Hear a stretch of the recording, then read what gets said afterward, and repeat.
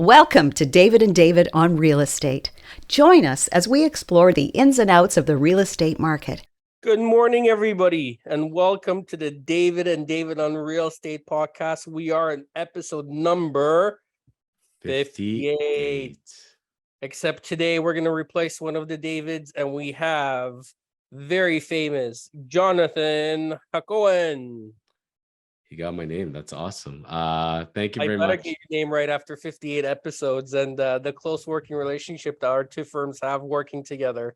Well, I have to tell you, first of all, that my father's name was David, and my nephew was named after him after he was passed. In the Jewish faith, you have usually the firstborn is named after the father when they pass. And my nephew was born before my son, so he got the honor of being David. So the name David is very, very dear to me. So I'll be an honorary David for today. But I'm not as tall, smart, or good looking as David Korman, but I will do my best. Well, on behalf of all Davids, we welcome you and we bestow that honorary honor onto you. Thank you. So Jonathan, yes, sir. We are into the market. We are well into August. Historically, the market has always been a little bit softer in the summertime. People love the outdoors. People love to enjoy the weather. And actually, we have a beautiful day today. So what's the market really doing? What are you guys seeing in terms of transactions closing? What are you guys seeing in terms of volume at the law office? And what is the pulse of the market out there? So what I could be saying from our perspective is looking what a traditional spring, summer, fall market would look like. And being in August right now, going into September, there's certain psychological dates or milestones that a lot of my traditional buyers, sellers would be following. This year is an exception. So let's say a typical market is a lot of people are going like gangbusters in June. June is a very, very, very heavy market. Why? April, May, the spring is here, the sun is shining, people want to go out, they want to look at open houses, they want to buy. That seems to be the psychology of as soon as the snow melts, it's time to buy. All those closings happen in June. People like to have them in June, psychological wise, from my deep analysis over 20 years since being called, is people want to be finished and closed before the summer starts. So I want to close my transaction by the end of June. So the whole world schedules their transactions for June 30th. So you have 3,000 closings on June 30th. And now we can bring it in the summer. Then from there, July, August would tend to be what you say the softer months, time to travel, kids are in camp. There's a whole bunch of stuff going on. But they're still putting offers in because they have another milestone that they need to reach. And that is before the kids start school. Correct. Can't explain it. Makes no sense to me whatsoever. But let's close our transaction the second before they're about to start school. Let's have upheaval. Let's get the movers going. But there's a ton of transactions tend to be end of August, right at the beginning of September. And then you go into that fall market where it's not bad. It's kind of middle-ish, and we're gearing up before winter and then before Christmas.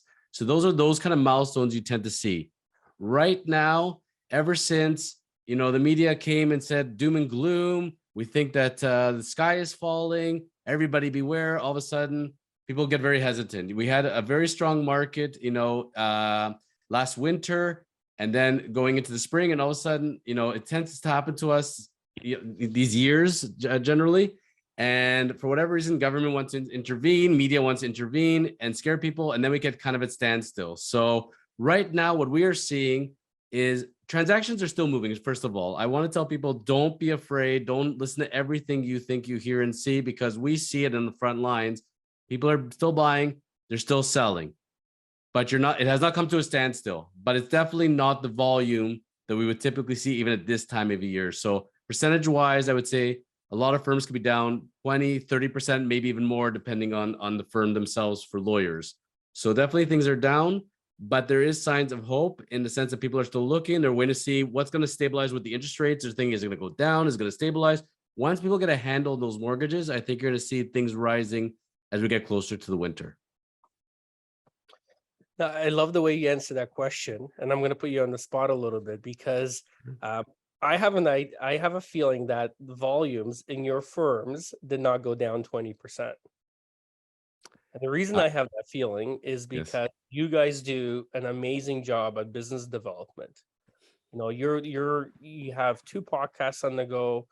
You have a great brokerage outreach program. That's one of the reasons why, you know, my brokerage has a 30-year relationship with your firm, which has been phenomenal. You know, you guys have helped our agents throughout the years. We're available after hours, help them write tough clauses, and we're there always when we need assistance, which is one of the reasons why our agents win, why our clients win, and why it's been such a great relationship. But you replicate that with other brokerages as well, and you work really hard at it. So this is one of those ideas, and the reason I want to bring this up because realtors in this business are no exception, right?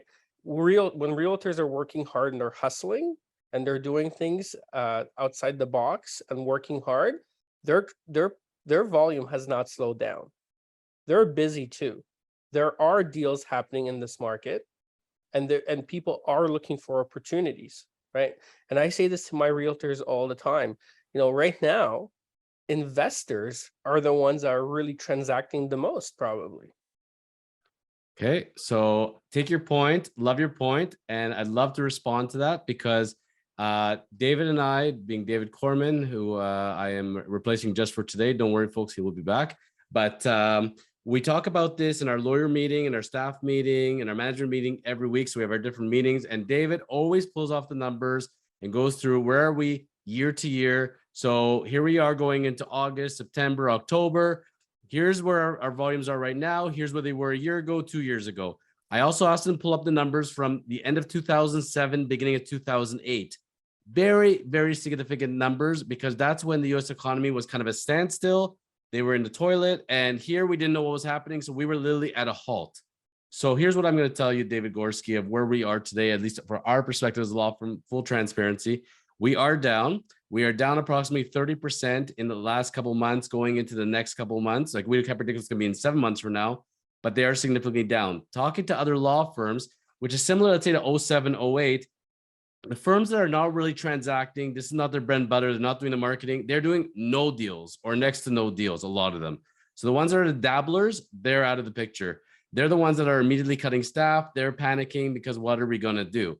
Now, David brought up a very interesting point, being David Korman. He said, look, a few years ago, when we were kind of standstill and doing these kind of numbers, you had myself, Jerry, and 5 clerks, 1 location. Life is very easy. So we're doing X number of deals over that kind of overhead. You look at Kormans today, where they were compared to the past, you now have 6, 7 lawyers, you have 15 clerks, you have over 30 staff, multiple locations. So you're carrying now a bazillion more overhead, but yet you're doing that same kind of numbers on minimal. So, creating a system where you can have people responded to immediately, take on high volume, creating a client service first atmosphere, that takes a lot of overhead, but you also need the numbers to justify that.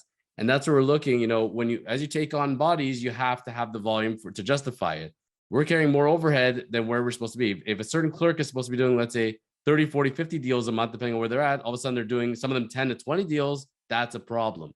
So we're seeing it significantly. And I would say the marketing efforts in that sense, and I'll tell this to any business, especially in a down market, when you are in a down market, regardless of what business you're running, first of all, savor the moment. That's one thing a mentor told me. Don't panic immediately because enjoy this time. This is your time to catch up. This is time to do reports, doing client outreach. Take advantage of it because you may not get it again.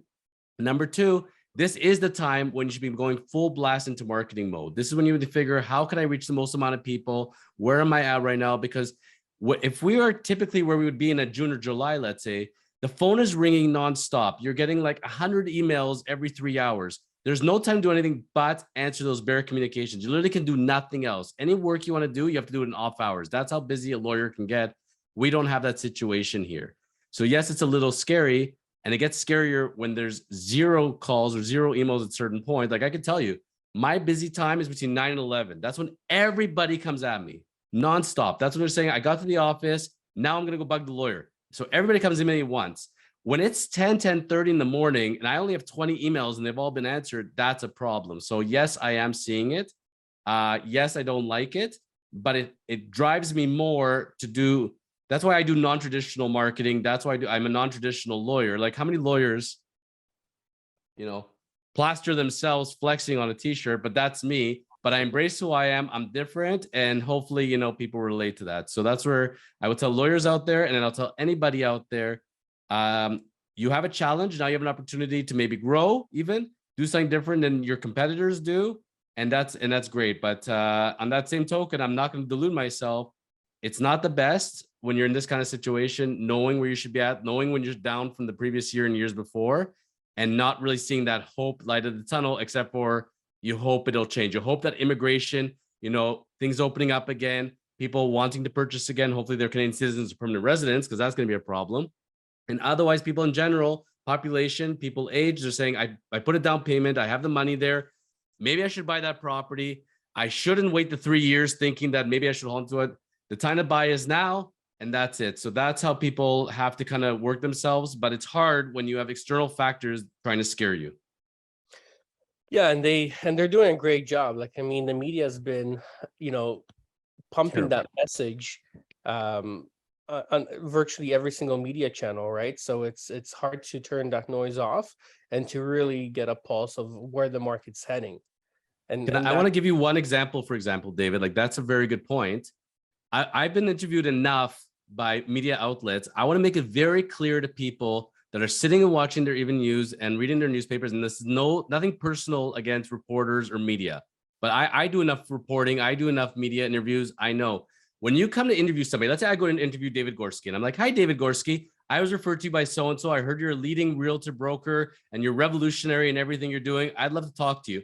When I come as a reporter, I already have the story written. I already have which way I'm going. I'm asking David all the leading questions. This story is only going in one direction. I almost don't care what David is going to say. I've already made up my mind. I just need an expert to back me up. If David all of a sudden goes in a different direction, I'll say, David, well, what about this? What about that? And then I will take his stuff out of context, but that has already been decided by somebody who's not in the industry, who's been given a mandate by an editor or publisher and says, this is the story I need. This is what's going to sell ad space, scare people, find out why the market's crashing, find out why people can't close on their homes. That is the kind of questions that come to us. David, true or false? 100%. And actually, they don't like if you give an answer that differentiates from where you want to go. And sometimes they'll even go to a different area expert to get the story that they do want. So you are 100% correct in how the media kind of, compiles their story. They already have it written. They're not searching for the truth. They want to sell a certain viewpoint. If people think they're going to turn on TV and read the newspapers for truth, that's a scary proposition, because again, you have to consider who is putting it out there, why they're putting it out there, who owns the outlet that's actually putting it out there. And remember, the bottom line, they are a business. They are there to sell ad space. And I'm not faulting them for that, but that's economics and that's reality. So that's where, again, I would heavily advise to, if you're a person out there, and the person I'm reaching out right now, David, is that single couple or that young professional who is sitting on the fence, or like, David on real estate. I've heard great things about this podcast and I want to learn about real estate and I want to grow. Call the professionals, call the David Gorskis of this world and say, David, give me the straight goods, man. You've been in this industry for 20 plus years. Where are things at? Here's our situation. And can we manage it? Are we better off waiting? Are we better buying? What are we going to buy? Talk to the people actually in the trenches that understand this, and not, on what I would call fluff. And any professional, I would say to anyone out there, whether it's a lawyer, a real estate agent, a home inspector, a mortgage broker, feel them out. Are they just trying to sell you something and just want you to just buy and leave? Or do they actually care about you? Do they learn your situation, go through it with you? And then from there, you have that feeling, okay, you know what? They're telling me hold off for a couple months. They're not making me buy the first property that I'm thinking. They're steering me in all sorts of direction. They may even telling me to buy something cheaper. These people care about me. Build those relationships. Trust the professionals in the industry, not that neighbor or that cousin who has nothing to do with real estate whatsoever, but everybody's got an opinion. The part-time realtors are the worst, right? Well, some are. Well, it's funny. I call them the part-time realtors, but the ones who are actually not realtors. Like, they may even have their license, but they're not dialed in at all. They put in no effort whatsoever. They don't work at all. They close maybe one deal a year, but they're the experts. But the scarier one are the neighbors and the cousins and the hairdresser And everybody that's got an opinion on what someone should do with their life and finances, like, think about this. Real estate is the most important purchase of your life. It's the biggest thing you're ever going to buy. This is groundbreaking life decision. Why would you go to somebody who has no idea about the industry whatsoever and take them at gospel? Go to the professionals. Make a list of all those professionals. If you got to go lawyer, accountant, real estate agent, mortgage broker, your finance person, the person who takes care of your savings and investments, go to these people, ask them the right questions, put together a list, then start to feel better about where you're headed, and that's where I tell people, think of your life as a business plan. And if you're going to run your business, think about the revenues, the money that's coming in, your income, think about your expenses that's going to go out. And we need to create a business. That business has to be viable. And the greatest asset that business is ever going to own is the real estate. Let's plan it right. Yeah, 100% right, Jonathan. I couldn't agree more with you. It's, it's one of those markets where you can't wing it. You have to have a professional helping you every step of the way, from the lawyer to the mortgage agent to the realtor. And in some situations, our realtors are telling clients, hey, right now isn't the right time to buy. Wait a few weeks, wait a month. The interest rates are going to keep going up, and maybe next month is a better time to buy, right? And having that sort of an advisor on your team as part of your professional team, that makes the biggest difference. Absolutely. And that professional may tell you, look, I really want you to speak to your mortgage broker first. I want to figure out, do you have the down payment? Do you have the mortgage funds put together? They may come to you and tell you, listen, you're very, very close, but we need to see the money in your bank account a little longer. We need to see you just started a new job. We need you to be there a few more months, whatever it is, your particular situation. But David, where I see the people that, you want to talk about scaring people? I'll scare you the other way. How about that? I can't tell you how many clients I had, or potential clients, that came to me at the end of 2007 and beginning of 2008. The US economy is crashing. Canada's at a standstill. Literally nothing is happening. Nothing is moving over the last 2 months. So I'm the smartest person in the world. And what I'm going to do is I'm going to hold out for another 2 years, because I'm telling you, it will continue to crash worse. We're going to bottom out. I'm going to buy a home like I could have in Vegas for $150,000, and I'll be the smartest person in the world. Well, if you go back and review history, and that was a pretty bad one, guess what happened? It was 4 months or so, give or take. When that spring hit, we started doing this, and we started riding to the moon. And since spring of 2008, what happened? We kind of went like this sometimes, maybe, and then right back up. So all of a sudden it's 2008, it's 2009, 2010. You're like, oh my God, I should have bought in that winter of 2008 when I had the chance. Now this property I could have bought for 300,000 is 600,000, and all that crying. And the same thing when I remember when COVID first hit, and people said, same thing as 07, 08. I'm going to be the smartest person in the world. You're going to see this is going to flatten completely. And I'm the smartest person in the world. And I'm going to wait that year or two. Let's wait out COVID and everything will get to the bottom. What happened? Everything went to the moon. It made no sense, 0 cents. All of a sudden, that property you're thinking about for 500,000 is now $1 million. It's been 500 for the past 3 years. It's $1 million. So people panic and they're like, either they jumped in and bought it for that million, or they said, okay, you know what? I'm going to wait it out. Now they're saying, see, there's a correction coming. That property that was 1.1, 1.2, I can get it for 1, I can get it for 975, but I'll wait it out some more because I think I can get it for 700. So here's what any realtor with a grain of salt, any economist has told me: whatever you buy today, it's like stocks, just buy it. Make the decision. You got the down payment, you can get the mortgage, just buy it. And you're sitting on it. It's going to go up or down. It's fine, because whatever you go to buy after that, what you bought and what its price is meaningless unless you go to sell it. While you're holding it, the value is irrelevant as long as you can have a mortgage on it. So let's say you bought something and let's say it went down, but you go to buy the next thing. Guess what? The next thing is probably more expensive and it probably went down more. So you're actually ahead that way. And guess what? If your thing went up, whatever you're going to buy went up. So buy and sell in the same market, but you got to get in. David, those people that keep telling me I'm going to wait and wait and wait, they can't pull it off the tracks. And then they always come crying to me later. I should have bought. I should have bought. I should have bought. So it goes both ways, folks. Yeah, and you hit the nail on the head. I mean, I think if you did jump in during COVID, if you jumped in during, that downturn in 2017 in July, that 1 month went down about 15%. If you bought in 2008, you won in a big way, right? And the people, I remember when I first got my real estate license, Jonathan, in 2007, the first deal that I did was a couple who was selling their stackable townhouse in Toronto. And I remember I sat down with them and asked them, hey, why are you guys selling?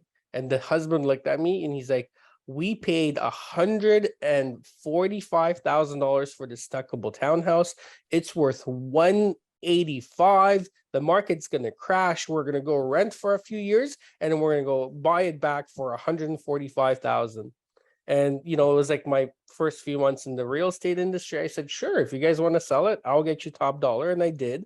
I think we broke the records in the complex, and, they sold and they rented. I never connected with them ever again. It was just, that I just lost touch with that one couple, but I always thought about them. And I always thought to myself, I wonder if they're still renting, because of course that stackable townhouse now probably is worth 900, a million, maybe even a little bit more than that. It was a pretty nice stackable townhouse in Toronto. But, I always think about what happened to that couple, and I hope they're not renting still. Well, here's what I want to tell you when I'm thinking about this. There's always these little short windows. Remember 2020, March to May of 2020? Nobody really wants to buy. Everybody's kind of hesitant. All of a sudden, there's no offers. Inventory is sitting. To me, I'm the piranha. I smell it in the water. That's when I'm pouncing. That's when I'm getting that guppy, So let's do it. I don't know what it is with human psychology, and we have this, manifestation of sheep mentality, but it's in everything. It's in cars, it's watches, it's stocks. It's hot.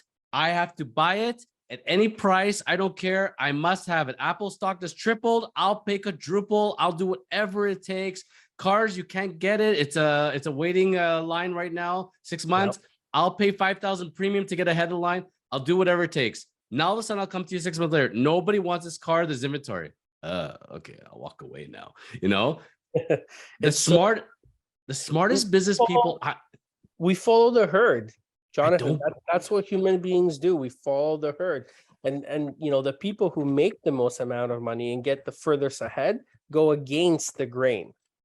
There's wolves and there's sheep, and the wolves that I know, they're the ones that have liquid money. They wait till times like this when they're saying nobody's putting in offers, stuff is sitting. That's when it's time for us to buy. That's when we can put our inspection conditions, our financing conditions. We can buy it for under asking. There's no multiple bids. Now's the time to buy when nobody else is. This is the same great property that would have fetched a premium of 20, 30% easily in last year's market. It's the same desirable property. People are just nervous. I'm not nervous. I got kahunas. I'm going to go buy this property and I will trailblaze. Why do you have to, that you study basic economics. It's always going to shift. There's always going to be a demand in real estate. Everybody knows that to make real wealth at the end of the day, you need to buy real estate, acquire real estate. This is the way to go. The wealthiest clients that I know are in their early to mid 30s, already have multiple properties. They're laughing at the world with their passive income. So think about this wherever you are in life when you're listening to this. You're thinking about pulling the trigger again, and this is not going to be taken as legal or business advice, please. But in all sincerity, do you know what's going to happen into the future? You have the means now. What happens? It can only take one shift. And all of a sudden, we still have not enough inventory out there. People all of a sudden get that itch to buy. And then guess what? You're out of the market again. So strike when it's there, I think.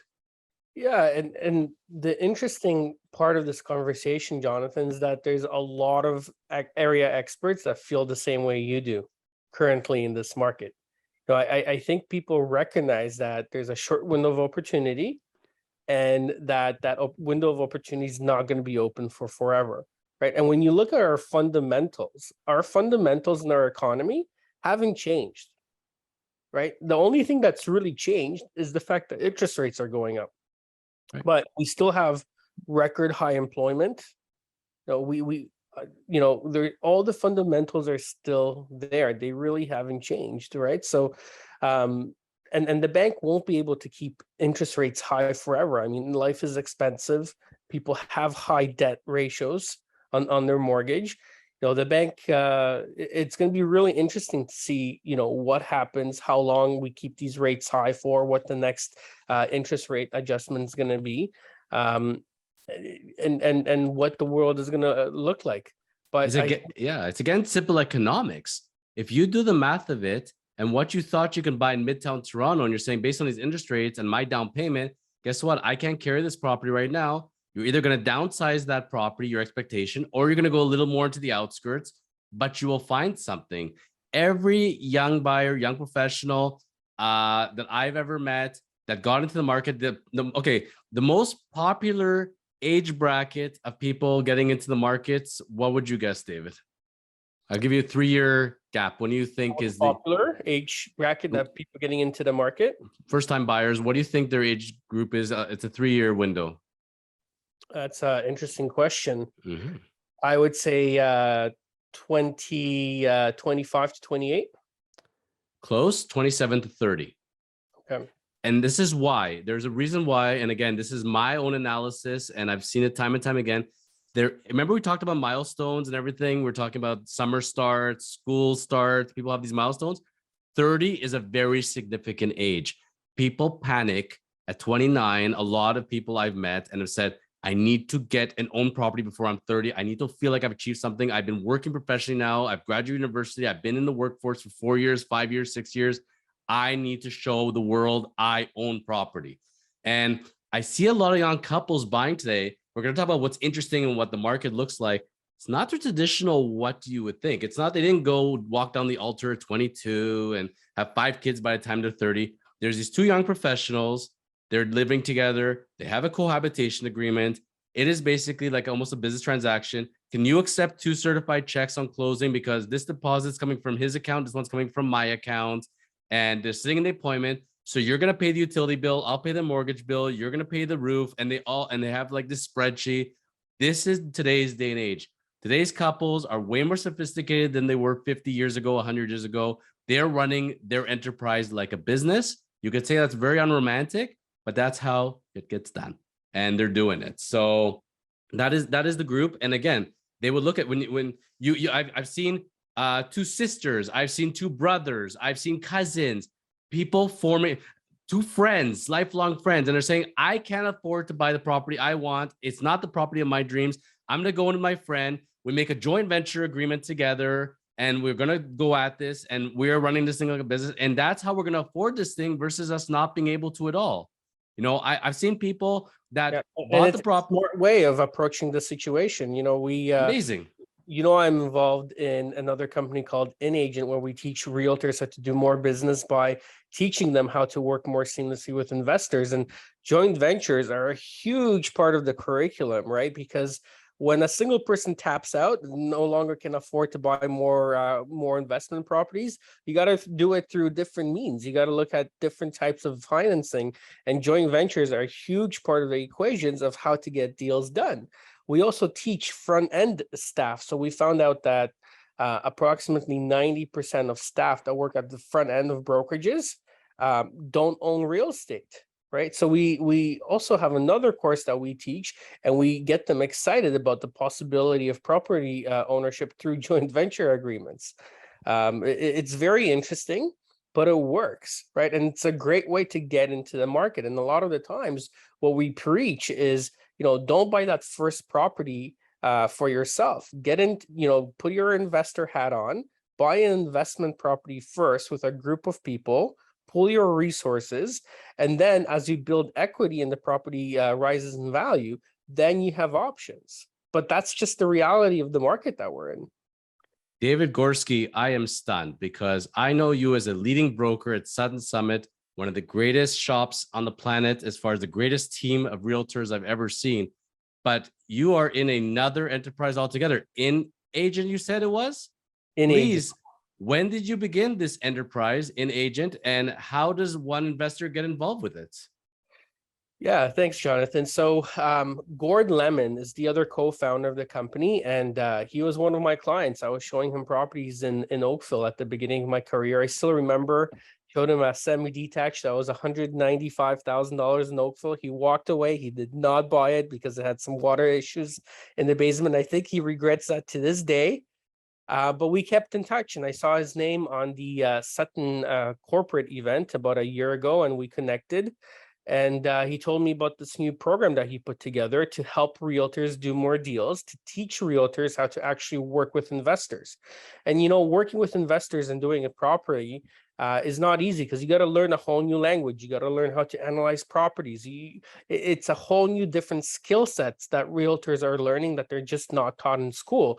And previous to this course coming along, the only way a realtor really learned that that integral is if they had their own investment properties. They learned by trial and error. So now we have a formal education that leads to a designation for realtors, and it's been going amazing. We partnered, we ran the training at my brokerage, and now we're doing some really big things. In fact, we had a meeting with the Toronto Regional Real Estate Board yesterday. We met with their innovation committee, and we pitched them the idea to to partner with us and to educate their members and to bring this to all the realtors that are TREB members. So we're doing some really big things, and yeah, it's super exciting. So David, any brokerage, any realtor can get involved with an agent and learn about how to assist their clients with investments and open up a whole new pool of potential clients for them. Sounds great to me. That's exactly it, Jonathan. And not only that, but we're finding that about 25% of the realtors that take the course become investors themselves for the first time, which is huge. As a broker owner, that is probably one of the statistics I'm the most proud of. I'll share a quick story. About 4 years ago, I had one of my top agents come into the office.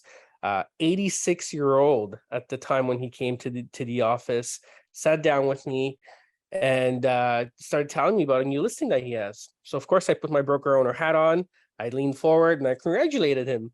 And he had this puzzled look on his face. He's like, no, David, I don't think you understand.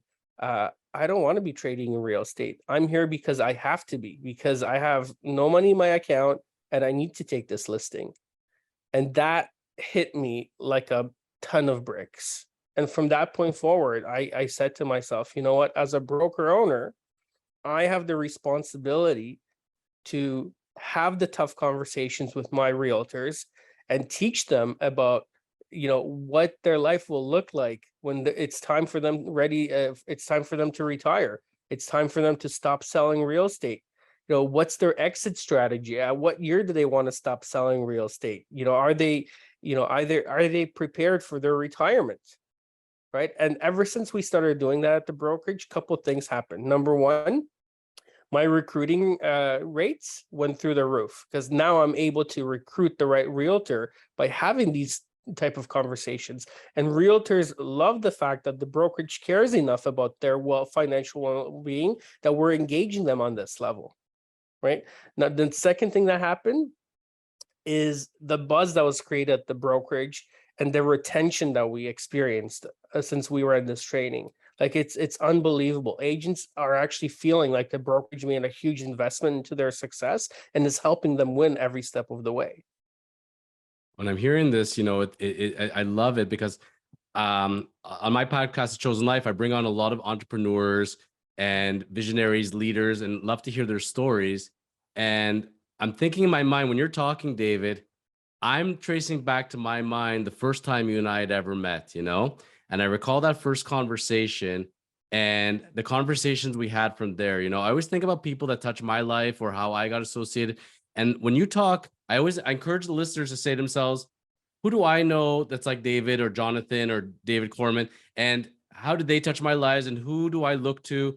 And this is what I'm going to tell people. David is very, very humble about his life's situation being, but I think it's quite inspiring because David, when I knew you and we met about 8 years ago when I first joined Kormans, I'm a junior partner just coming up the ranks. Nobody knows me, and getting to know you, and you're a realtor and sales. And the truth of the matter is that person there was very successful. That person did very well for themselves. You portrayed a very professional image. You know, when we're talking, we bonded over watches and tennis. You know, it's funny. I tell my lawyers all the time, you are not in the law business. You're not here to be a lawyer. You're here in the relationship business. You need to build relationships with everybody. And if you don't understand relationship building, then you are in the wrong profession. You need to go do something else. Like, people don't get that part. David is in relationships. Me and him instantly bonded. I didn't need anything from him. He didn't need anything from me. We just met at different events.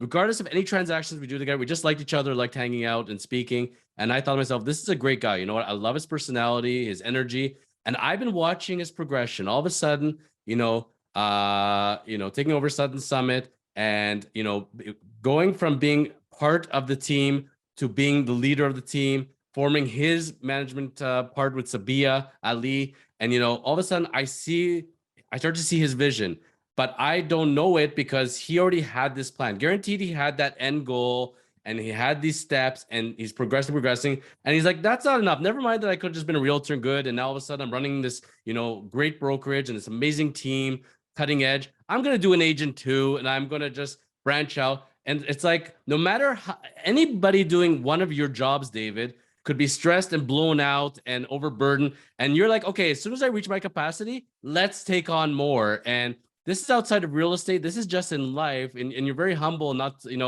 talking much about it, but I wanted to put it out there because I always marveled and wanted to hear, your story. How did you come to be, because we brought up an agent now, but how do you, in you're such a busy life as a professional with so much going on, you have other investments and other things, I'm sure, on the go, but how do you take on more and more, form new companies, new inspirations? Where do you find the energy? Like, what inspires you to go to the greatness of the life you're building? That's a great question. It's a question I've asked, some of my mentors as well. Because there's always people out there in the world that, really marvel you, and they have so much and they're so successful, and, they keep pushing for more. And the first thing I can tell you, Jonathan, it's not about the money, right? The money to me, I've always worked hard in my life. I've always had money, and money is always a byproduct of working hard, but it's not about the money. For me, it's a much higher calling, right? I had the opportunity and privilege to be mentored by one of the top agents in the GTA when I first got my real estate license. He lost his driver license. So literally from day one, when I got my real estate license, I became his personal driver. And for the first 9 months, I was with him 14 hours a day, 7 days a week. And I just absorbed. I learned. The guy owns 47 apartment buildings in downtown Toronto. He ran a small brokerage. So he was, a landlord, a broker owner, and an extremely successful realtor. And I was just there for all of it. And I just absorbed. So the one thing I learned very quickly is that, I'm all about relationships and I'm all about quality. He was a little bit more about quantity, and I didn't like that. So I wanted to join a much more professional brand and learn the quality side of real estate. So then I left that small brokerage and I went to Remax, right? Remax in Oakville, it was a great experience. I wanted to try something a little bit more boutique, and I really liked the whole Canadian aspect. So that's when I moved over to Sutton.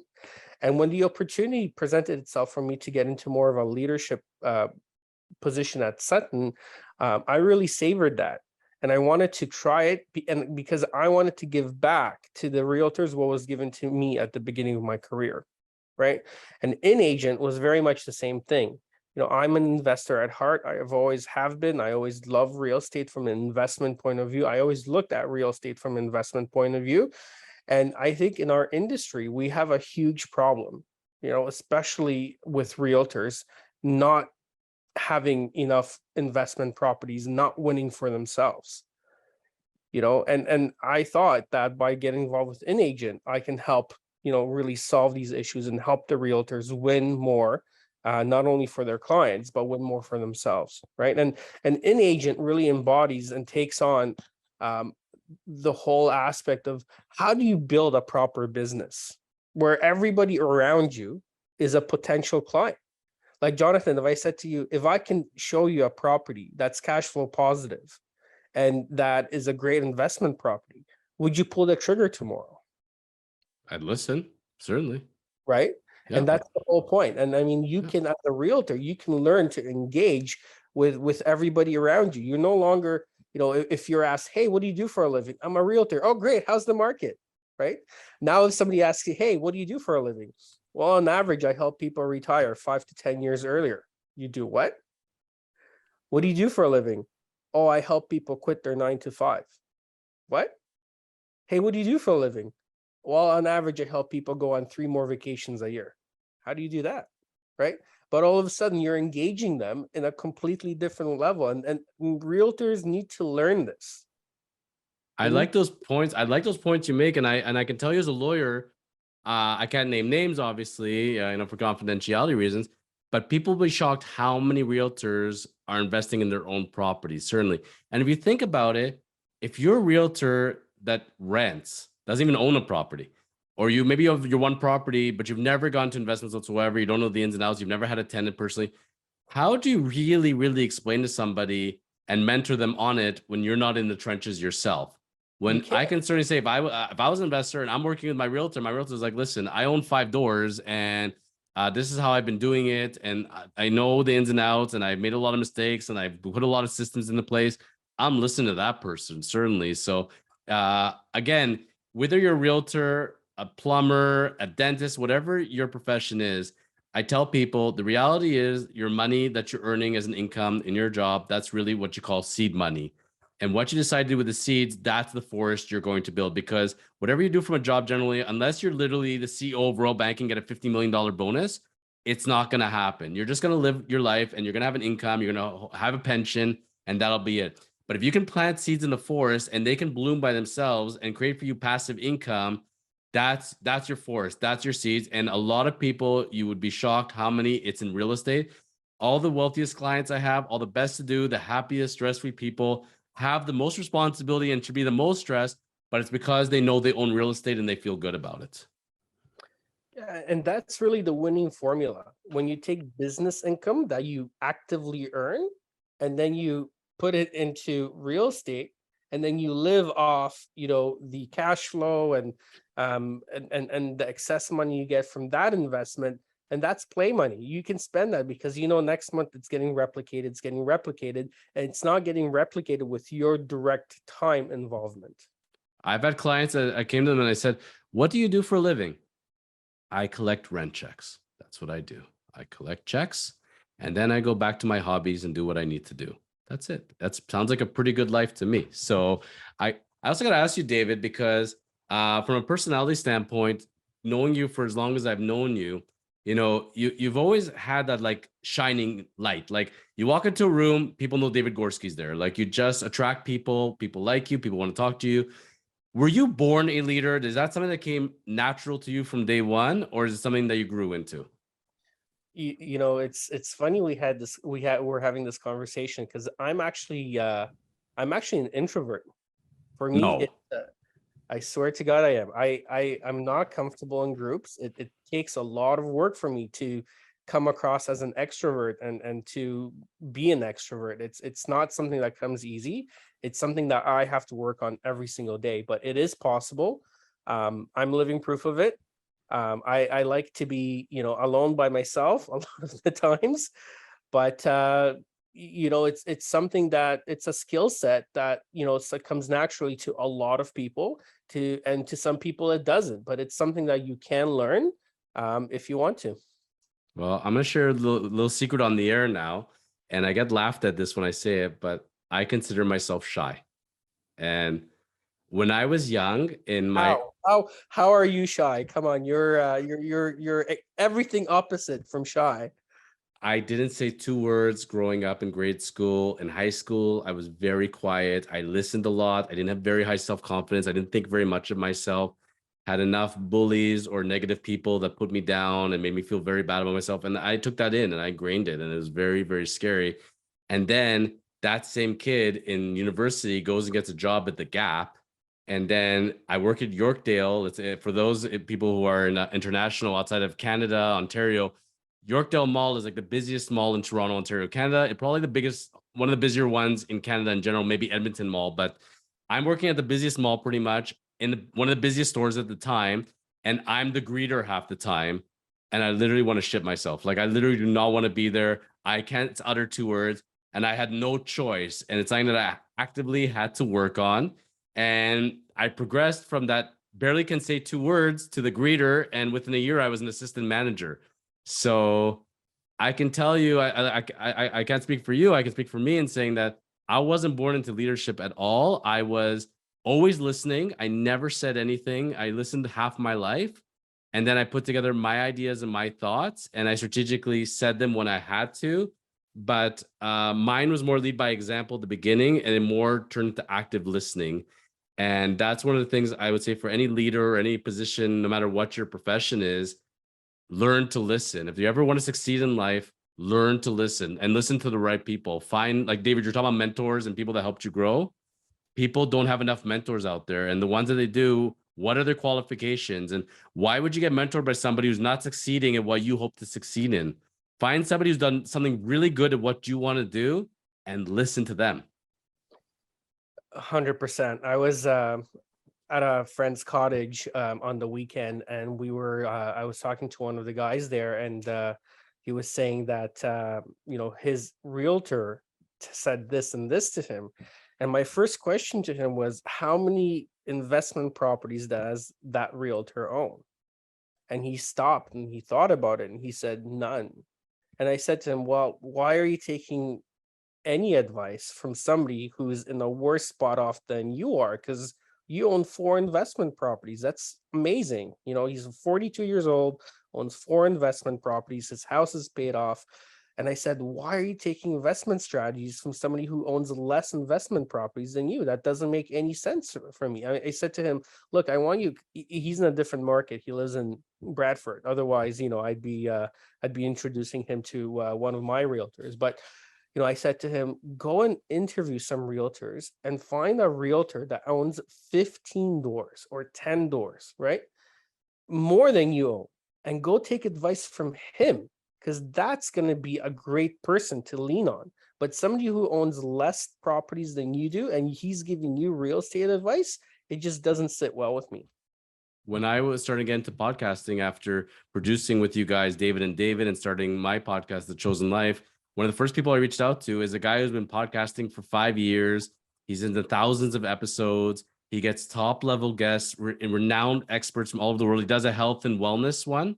But on the same token, I remember him when he was a doctor in Toronto, moves to Windsor, and then gets married to a health and wellness lady. She was like teaching people how to cook healthy. And that's one of the first people I reached out to, because I said, here's a mentor, somebody who's done it, built it from scratch, built an audience base, gets the greatest guests in the world. I don't have to reinvent the wheel. And I just reached out. I said, hey, I know we've connected before a little bit. Can I bug you? Can I ask you a couple questions? And you know what? He was so thrilled to just lend an ear, and you'd be shocked. Even if I had not connected with this person, I believe he would have done it the same way. And again, whether you're a lawyer, an accountant, a realtor, you find somebody you're following on social media, LinkedIn, and you say, I really enjoyed your work. I've noticed your credentials. Could I get 5 minutes of your time? You know how thrilled most of those professionals are to help the next generation? Do that. Reach out to somebody you believe in and has reached the promised land, so to speak, and help you get there. That's the best way to start. Yeah, and build a relationship with that person, right? Slowly but surely build a relationship with that person, and give back, be selfless, and good things are going to happen. Absolutely. So now turning into that token with the relationships we have and the people we're working with, we were talking off air as far as what's going on currently in August of 2022 in the real estate market. I guess a good segue now, David, what kind of transactions are you seeing from the brokerage end, from the agent end? There is still volume transactions happening in this time. It has not stopped, but what kind of transactions are you guys working on mostly? Well, we're seeing the rental market completely explode. We're seeing tons of rentals, tons of leases come to the office, right? Mm-hmm. And then the most amount of transactions we're seeing is under the $1 million mark, right? So people are transacting under $1 million. And then once you get over $1 million, the transactions, are really scarce. We're seeing our volume's down about 25% as to what it was last year at the same time. But we're still seeing a lot of opportunities out there.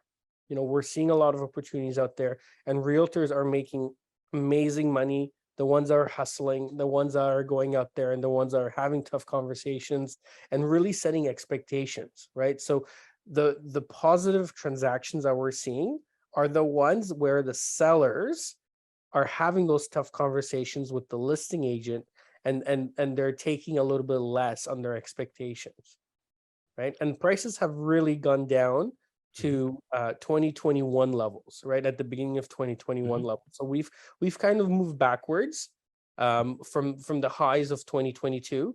We've moved back to like the beginning of 2021, and 2020 in some cases.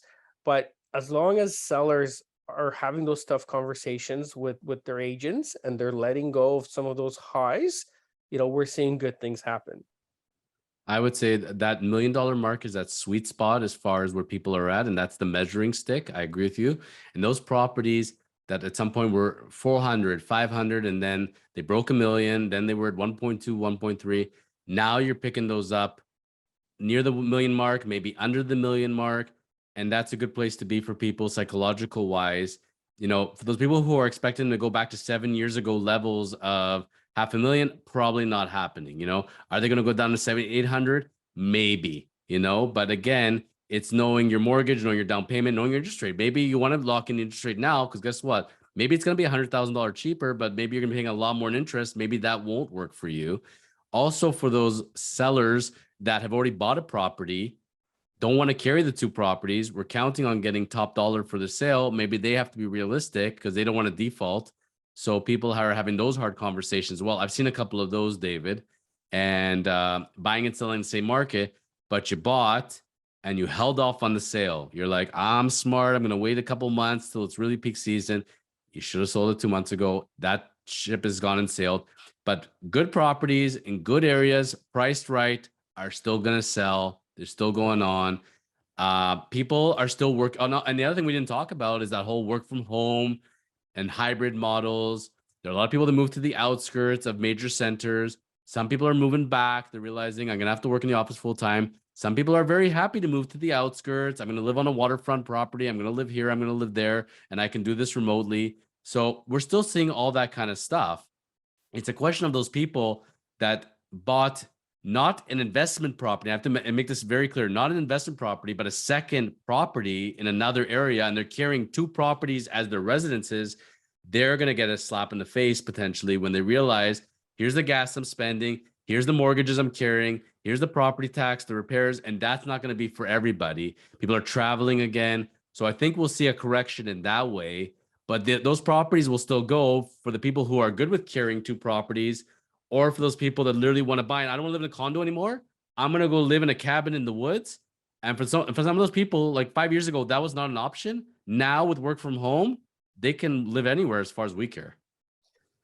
Yeah, I mean, secondary properties, cottage properties have enjoyed tremendous gains over COVID. And I think the trend there is that Canadians realized, how integral those properties are to their well-being, to their family life, to their personal enjoyments. And, I think that's a trend that's going to be hard to reverse, right? Because once you experience cottage life, you find that it's pretty extraordinary. Like, I'm at the cottage today, and I'm looking at the most phenomenal water view. The lake is crystal clear, and I can't wait to get it out on the boat and go explore as soon as we're done this podcast, right? And I think a lot of Canadians are experiencing that, and I think that is going to be really hard to let go of and go back to the old ways of going to the office and not having not being surrounded by this. Now, so certain employers are going to mandate